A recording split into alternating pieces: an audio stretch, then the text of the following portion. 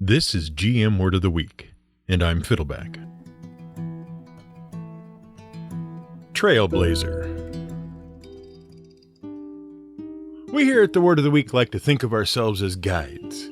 Each week we pick out a starting point, some word or concept or idea, and then we lead you on a meandering journey across the wilderness of gaming, history, science, literature, mythology, and culture. We're not trying to lead you any place in particular. Often we just end up back where we started. It's the journey that makes it worth it. The exercise of a mental hike and the opportunity to see rare intellectual vistas, unspoiled and glimpsed by only we happy few intellectual wayfarers. In a sense, we're blazing a trail and inviting you to follow us. And because you can download this podcast whenever you want, you can follow us at your leisure. Without wishing to stroke our egos any more than we already have, with the claim that we're intellectual trailblazers taking you on a grand adventure, without wishing to stroke our egos anymore, we can't help but feel we're engaging in a grand, ancient tradition. One engaged in by countless cultures and peoples, one associated with brave adventurers pulled ahead by distant horizons, and with great empires, and with stalwart survivalists, and even with impoverished expatriates just trying to find a place to sleep and a scrap of food. We are torchbearers. We are pathfinders. We are trailblazers. Nowadays, we associate the phrase trailblazer with someone who does something new and great and innovative, a pioneer. But the phrase actually originates in the 18th century in America with a pair of very famous explorers, a very famous trail, 300,000 pioneers, and an educational video game that people are a lot more nostalgic about than it probably deserves. The story begins with whiskey. Once upon a time, 13 English colonies in North America decided to split from England and start their own country. Actually, they very nearly started 4 different countries, but that's another story. The colonists eventually engaged in an armed rebellion that ballooned into a full-blown war, the American Revolutionary War. After some very difficult and complicated compromises, the colonies formed a single country, the United States of America. That was in 1787. And then, in 1791, the young nation faced a problem. The country was deeply in debt. Soldiers and mercenaries who had served in the Revolution had yet to be paid, as did foreign powers like France, who had also provided aid. But the Secretary of the Treasury, the first one America had, Alexander Hamilton, had an idea. Taxes. He decided to impose an excise tax on many goods produced across the various states. Now, an excise tax is a tax on a specific good, paid either by the makers of that good or the buyers of that good. And among the various goods that Hamilton proposed excise taxes on was alcohol, distilled spirits. And when this tax passed, a lot of people became very angry. Specifically, highland farmers in the foothills of the Appalachian Mountains. See, these western farmers, because that was as far west as America went back then, these western farmers relied on corn, rye, and other grains to earn a profit. But because the wilderness between the coastal lowlands and the Appalachian highlands were lawless and dangerous, those farmers couldn't ship their corn and grain for sale. Instead, they would distill their crops into whiskey, ship that, sell it, and earn a living. The Appalachian farmers were some of the poorest people in the new nation. They couldn't afford the excise taxes, nor could they risk raising their prices and losing sales to absorb the tax. Further, many of them had opposed the formation of the federal government and had come to America to escape governmental authority. In Pennsylvania and Northern Virginia, the farmers organized protests, and those protests quickly became violent, and the rebellion threatened to fracture the delicate young nation. Ultimately, after the rebels burned down the home of a tax collector in Pittsburgh, President Washington was forced to organize a militia of some 13,000 men, which he personally led. They were able to disperse the rebels. They also arrested 150 insurgents, but no one would testify against the insurgents, and so many of them were released. In the end, only 2 men were brought to trial. John Mitchell and Philip Weigel were found guilty of treason. But President Washington pardoned them both, and the rebellion was quashed. What does this have to do with pioneers and explorers and trailblazing in video games? Well, among the militiamen who served under Washington, one man distinguished himself above the others: an American adventurer named Meriwether Lewis. He continued his military service, joining the army and quickly gaining the rank of captain. And in 1801, his reputation had grown to such a degree that the 3rd President of the United States, Thomas Jefferson, asked Lewis to serve as his private secretary. 2 years later, in 1803, the Kingdom of France was having some trouble of its own. Emperor Napoleon Bonaparte was dealing with revolts and rebellions in its holdings in Haiti. At the same time, tensions were growing again between France and England. Now, France owned a huge chunk of land in North America that was mostly unsettled. Needing ready cash and already tired of the difficulties of maintaining colonies in the Americas, France agreed to sell to the United States a territory of some 800,000 square miles between the Mississippi River and the Rocky Mountains, known as the Louisiana Territory. Although, in today's dollars, the purchase was made for a paltry $250 million US, or roughly 50 cents an acre, France also agreed to cancel a massive amount of America's Revolutionary War debt. And so, in 1803, President Jefferson found himself sitting on 800,000 square miles of unexplored trackless land, and sitting at the next desk was a distinguished adventurer and military captain who was really more at home in the field. The solution was obvious. After Meriwether Lewis paid a visit to his friend and fellow soldier William Clark, the Lewis and Clark expedition was underway. Over the next 2 years, Lewis and Clark led an expedition of 30 men across the Mississippi River, through the unexplored Louisiana Territory, and to the northwest over the Rocky Mountains, and eventually reached Oregon. Their journey was difficult, but they were helped along the way by making peace with various native tribes of the region.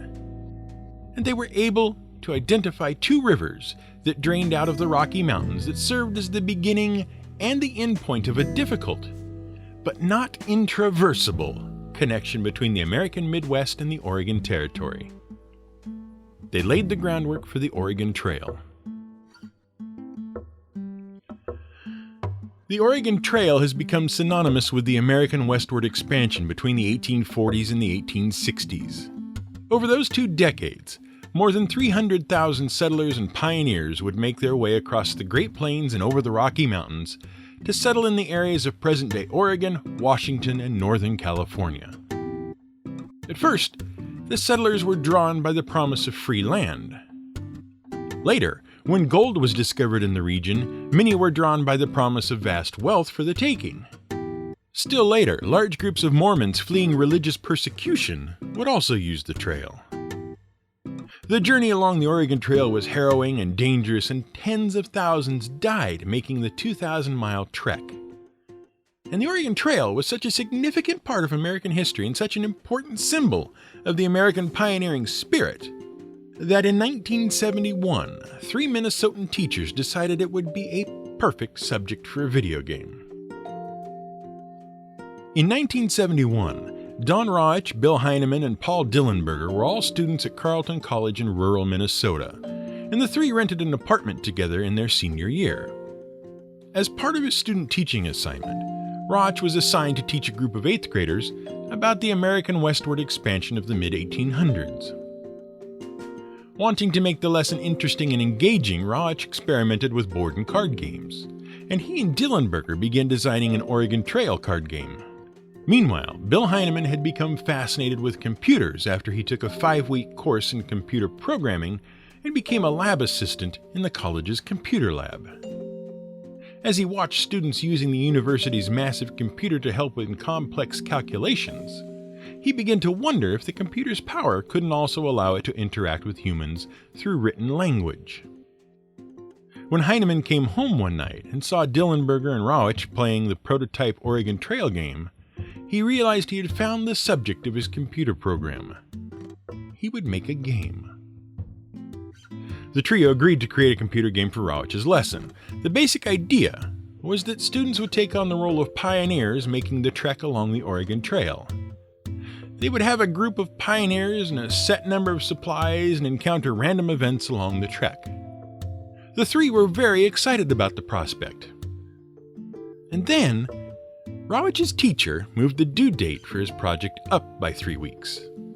Instead of a month, the trio had a week to program the entire thing. Working feverishly, Rawitsch designed the entire game while Heinemann and Dillenberger, who also knew some rudimentary computer programming, coded the entire thing. And by the end of the week it was done. And it was a hit. The first version of the Oregon Trail was played out entirely via teletype. That is, there was no screen. Instead, all the text of the game was typed out by a printer, and players would type in commands in response via a keyboard. In 1974, the Minnesota Educational Computer Consortium produced the game for sale to schools. And as computers became more ubiquitous, it was republished for more and more platforms. Versions of the Oregon Trail have been published for everything from the Apple II and Commodore 64 personal computers to the Nintendo Wii and DS and the Apple iPhone. To date, over 65 million copies have been sold, and many gamers who were first introduced to it in school still have a warm place in their heart for it, even though it didn't like them very much.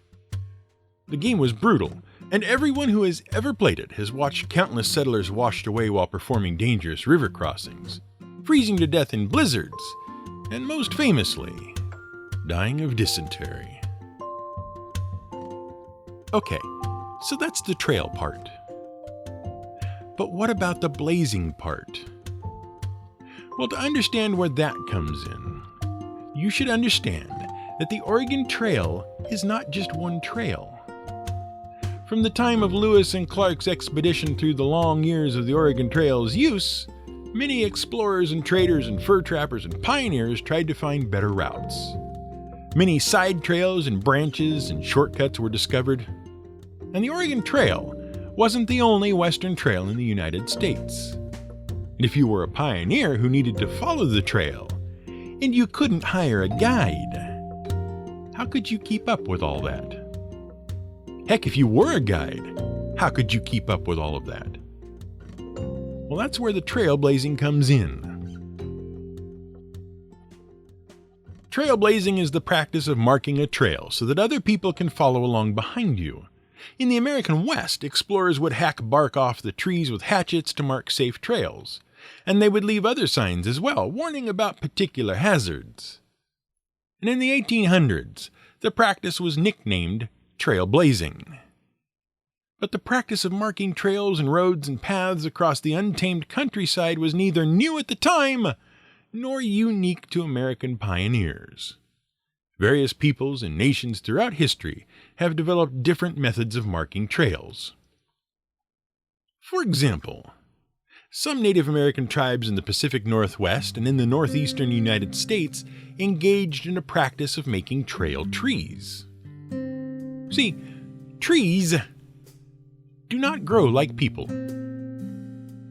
Instead, they grow from the tips of their branches, and they always grow toward the sky, seeking the sun. So if you were to bend a tree at an odd angle and hold it there while it grew, it would bend up toward the sky, but it would retain the strange bend. Native Americans would bend, but not break, trees at odd angles, tie them down or weigh them down with rocks, and leave them to grow with the odd bend. And those strangely shaped trees marked safe trails through the wilderness. But not every wilderness has trees.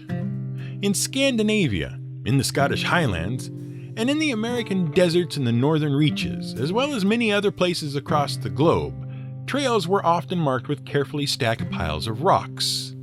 And they still are. We should note that trailblazing is still a very common practice. Hikers and bicyclists today use paint to mark their trail, but the practice is the same. And in treeless highlands, hikers will raise stacks of rocks. While these piles of rocks could take various forms, the most common throughout history was just a simple pile or stack. And that pile of rocks is commonly called a cairn. The word cairn comes from the Scottish Gaelic word cairn, and of all the European nations, Scotland has the strongest and most ancient cairn-raising tradition. Seriously, Scotland is just piled with cairns. See, apart from raising cairns as trail markers, many civilizations have been using cairns for various reasons since the Bronze Age. Cairns were used as an easy way to bury the dead in rocky lands where graves could not be dug. They were used to mark sacred or holy sites, and they were raised as monuments to commemorate various accomplishments. And the Scots? They did all those things, and more. One of the most interesting cairn traditions is exemplified by the Scottish blessing, Curig Miclach Erdo Cairn, which means, I will add a stone to your pile. See, in Scotland, it's traditional to build cairns at the top of summits or deep in the heart of rough valleys. And when people make a difficult journey to the cairn, they carry a rock with them to add to the cairn that is already there. It's sort of a way of saying Kilroy was here. With rocks. Cairns are also associated with Hermes, the Greek god of lots of things. He was the god of magic and oratory, he was a messenger and a trickster, he was an inventor and an athlete, and he even helped get souls to the divine hereafter. But for the purposes of this story, Hermes was the god of travel. However, the reason cairns were associated with Hermes actually had nothing to do with trailblazing. Instead, it was because Hermes was an excellent lawyer who managed to avoid charges of first-degree gigicide. Zeus, the king of the Greek gods, was pretty famous for sleeping around, and his wife Hera was pretty famous for being very angry about that. One day Zeus was amorously involved with a nymph named Io, when Hera suddenly came wandering by. Thinking quickly, Zeus turned Io into a beautiful white cow to disguise her, and we're not even going to think about what his explanation was going to be for what he was doing with the cow. Fortunately, we don't have to. Because Hera was pretty smart, and immediately realized that the cow was really one of Zeus's disguised lovers. But instead of calling Zeus out on it, she complimented the beautiful cow and demanded that Zeus give it to her as a gift. And Hera imprisoned the cow in a cave under the guard of her favorite servant, Argos Panoptes, who just happened to be a giant with 100 eyes covering his body. Zeus, meanwhile, asked Hermes if he could rescue his girlfriend, the cow, from Argos. And Hermes agreed. He realized it would be very difficult to sneak past someone with 100 eyes pointed in every direction, and so he lulled the giant to sleep with a song, and then stabbed him to death. Hera was furious. Pausing only briefly to put the 100 eyes of Argos on the tail of her favorite bird, the peacock. Yes, that's why peacock tails look like that, in case you were wondering. Pausing only to bedazzle her pet bird with her former servant's eyes, she captured Hermes and put him on trial for the murder of Argos, with all the other gods as jurors. Each juror was given a pebble to toss at either Hermes or Hera to render their verdict. Hermes, being the god of oratory, made such an amazing legal argument that he was covered in a mountain of pebbles. And that is why, at crossroads in ancient Greece, cairns were raised in honor of Hermes, the god of safe travel. But apart from great explorers and travelers, there is another group of people renowned for leaving signs of their passage behind so others can follow in their footsteps. A much more humble group of people, and a much maligned group of people. And their story, the story of the American hobos, will bring us back to where we started, in America, in the mid-1800s. As the great westward expansion and migration started in earnest, America, and much of the Western world, was going through the Industrial Revolution. And that had two consequences. First, machines were starting to replace human labor on factories and on farms. And second, the railroad industry was booming in its rush to connect the east and west coasts of the United States. In the middle of these changes, America went through a devastating civil war known as the American Civil War. And when the Civil War was over, soldiers returning home in the industrial North found that there was simply no work on the farms and in the factories, assuming the farms and factories had survived the war.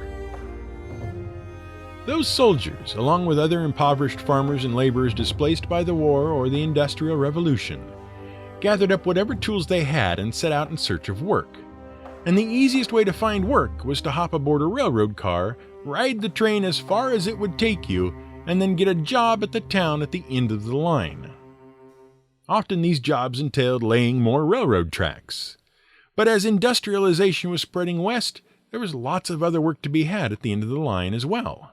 Work in mills, mines, work digging tunnels, even work digging sewers. And when work dried up in those towns, the itinerant laborers stowed away on another train and moved on. These were the first American hobos, and although we now associate the word hobo with tramps and bums and vagabonds, they were actually nothing more than displaced migrant workers. And many were former soldiers. At first, the railroad ignored the stowaway migrant workers. After all, they ended up hiring many of them. And the ones they didn't hire worked at factories and mines and mills that ended up using the railroads. So economically, the hobos were good for everyone. But then, in the 1870s, the American economy went into a massive tailspin. We talked about that in our episode about the land shark. Suddenly, a lot of people were unemployed and desperate, and work had dried up, and then the railroad stopped looking so kindly on the stowaways. So did the towns they flooded into en masse. Many decried the masses of unemployed vagabonds. Unable to find work, they resorted to scavenging and asking for charity. They set up massive camps and rail yards in droves and banded together. Town officials and journalists decried them as tramps. Some even advised people to offer them tainted food or leave out poisoned food so as to rid themselves of the tramp problem. In response, the hobos organized a community known as the Tourists' Union. The group would travel around, holding conventions and rallies for hobos. And the union enacted a hobo code of ethics designed to improve the image of the hobo in the eyes of the various communities across the nation. But the hobo image was forever ruined in the eyes of most Americans. And gradually hobos became an insular, secretive subculture of wandering, homeless, free spirits. Among the features of the hobo subculture were hobo signs. Whenever a hobo entered a new community, if he discovered a place where someone could get a hot meal from a stranger, or a doctor that would help out a sick individual for free, or if he discovered work was available, he would make a little mark that other hobos would recognize. Likewise, if the hobo was chased by an angry dog or harassed by police officers or scammed by dishonest persons, he could leave marks warning other hobos of the hazards. And in that respect, hobos were just another group of traveling pioneers looking for a better life, following a trail left behind from their antecedents, and just trying to avoid dying of dysentery.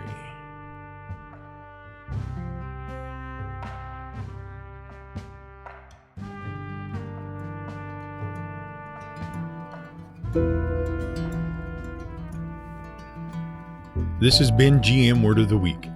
It's written and researched by the Angry GM and produced by me, Fiddleback. You can support us on Patreon at patreon.com/GMWordOfTheWeek. You can find more at gmwordoftheweek.com and theangrygm.com.